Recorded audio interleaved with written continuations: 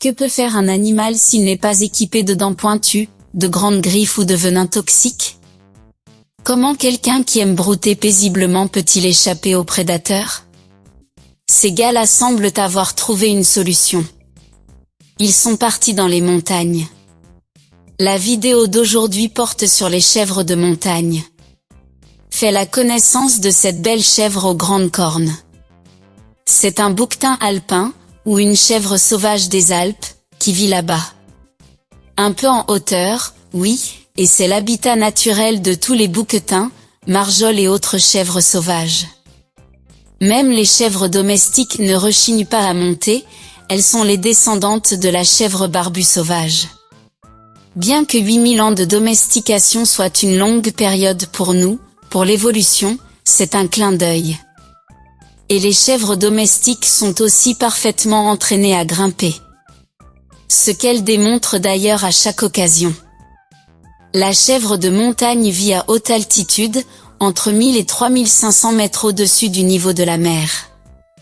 Il s'agit bien souvent d'une région rude, où l'on ne voit sous les pieds que des rochers et une végétation clairsemée. Mais peu de prédateurs osent s'approcher des endroits où les chemins sont aussi larges qu'une boîte d'allumettes. Le désir seul ne suffit pas, car un sérieux entraînement physique est également nécessaire. Bien que les chèvres de montagne puissent peser jusqu'à 100 kg, ce sont de véritables maîtres de l'escalade. Leur corps est légèrement aplati sur le côté, ce qui leur permet de mieux se presser contre les rochers.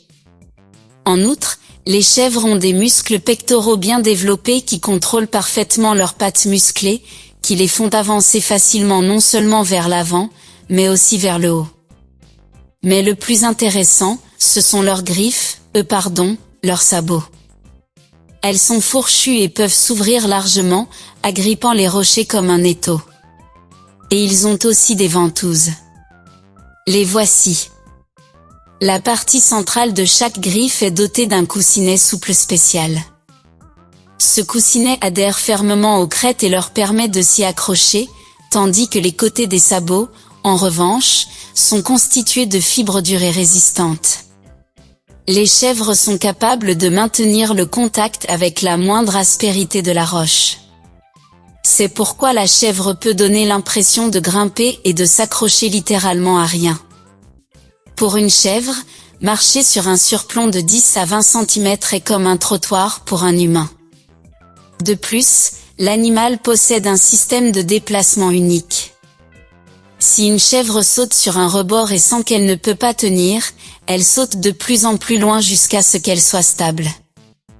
Cela peut sembler dangereux, mais elle a tout sous contrôle. Elle peut même descendre d'une falaise presque verticale et se sentir parfaitement bien. Et cet étrange animal qui broute au bord de l'abîme est une chèvre des neiges, et il est si sûr de lui en hauteur qu'il ne cessera jamais de t'étonner. Mais son apparence est trompeuse, et on ne sait pas très bien si elle ressemble plutôt à une chèvre ou à une antilope. En fait, il s'agit d'une proche parente du bœuf musqué. Les cornes de la chèvre des neiges sont plus fines et plus pointues que celles des chèvres normales, et leur laine épaisse les protège jusqu'à -46°C. Mais au printemps, elles risquent le coup de chaleur. Les chèvres ne peuvent pas transpirer, et comme les chiens, elles doivent respirer pour se rafraîchir. Mais elles ont de bonnes aptitudes à l'escalade, et ces aptitudes sont formées dès la naissance. Les chèvres suivent leur mère dès l'enfance, et si tu ne veux pas être laissé derrière, tu dois oublier ta peur et escalader les rochers devant toi, mais parfois, elles font des choses assez inhabituelles. Cette chèvre a décidé de grimper, et elle le fait sur une paroi abrupte, sans presque aucun rebord. C'est un énorme barrage, et la chèvre est déjà très haut, et elle ne grimpe pas seule. Un bébé chèvre grimpe avec elle. Mais pourquoi les animaux risquent-ils autant leur vie? C'est une question de sel. Les pierres utilisées pour construire le barrage sont riches en sel, et les chèvres passent souvent par là pour se rafraîchir avec ce minéral. Il est essentiel au bon fonctionnement du cerveau et permet à de nombreux processus de l'organisme de se dérouler, c'est pourquoi tu trouves souvent ces amateurs de sel dans le barrage. Tout cela a l'air très effrayant, bien sûr, mais pas pour les chèvres. Elles descendent même le long du mur comme si ce n'était pas un mur. Tu peux aussi chercher du sel sur les routes. C'est encore plus facile, et ces chèvres des neiges ont trouvé un bon endroit permanent, au moins jusqu'au printemps. Il n'est pas surprenant que ces grimpeurs sachent très bien sauter, et ce pratiquement sans avoir couru auparavant. Elles peuvent escalader des gouffres de 3,5 mètres de long, et ce tour est répété par tous les membres du troupeau, même les plus jeunes chèvres. C'est pourquoi c'est un jeu d'enfant de grimper, ou plutôt de sauter, sur un tel toit. Elles n'ont pas honte de chercher à se battre avec d'autres chèvres dans les montagnes, et on peut parfois y voir de telles batailles. Ces combats sont très dangereux car l'un des combattants peut tomber, bien que leur agilité n'ait pas de limite.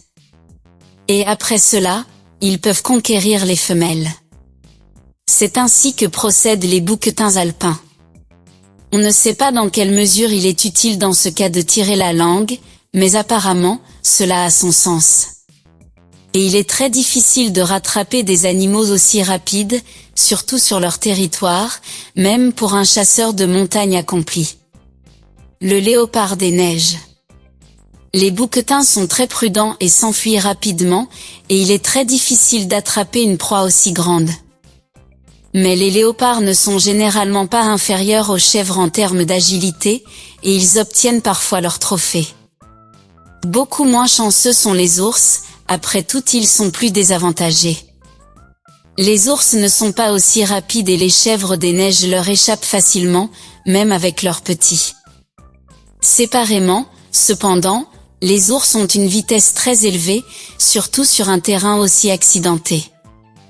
Ils peuvent grimper assez bien, mais la seule chance qu'a un grizzly, c'est d'attraper les chèvres. Mais même là, grâce à leurs sabots, elles peuvent aller beaucoup plus loin que le chasseur, et l'ours ne peut pas s'approcher d'elles. La situation avec les aigles, en revanche, n'est pas si simple. Leurs attaques inattendues prennent souvent le troupeau par surprise, surtout les plus jeunes, car un aigle peut même arracher et emporter un petit chevreau. Mais si la proie est plus grande, cette astuce ne fonctionne pas, comme dans le cas de ce chamois. Accroché à sa proie, l'aigle royal dévale la pente et tente de s'envoler. Le rapace tombe, mais ne dessert pas ses serres. La chèvre essaie de se débarrasser de l'aigle. Il s'envole à nouveau vers le bas de la pente. De nouveau une chute brutale et seul au pied de la montagne, l'aigle lâche le chamois. Et cette tactique est très dangereuse. Les aigles sont très habiles et essaient de jeter leur lourde proie du haut de la falaise, et parfois ils y parviennent. Mais la chasse aux prédateurs n'a que peu d'effet sur la population de chèvres de montagne, tout comme les activités humaines. Ces lieux sont difficiles d'accès et jusqu'à présent, les hommes n'y sont que rarement parvenus. Même les chèvres apprennent dès leur plus jeune âge à ne pas laisser entrer les humains. Cependant, même elles sont impuissantes face à la nature. Les avalanches font plus de victimes parmi les chèvres de montagne que tous les prédateurs réunis. Par exemple, ces bouquetins ont été pris au piège dans une avalanche. Elles recouvrent la moitié du troupeau, qui hésite sur la falaise. Les autres parviennent à échapper à leur mort imminente.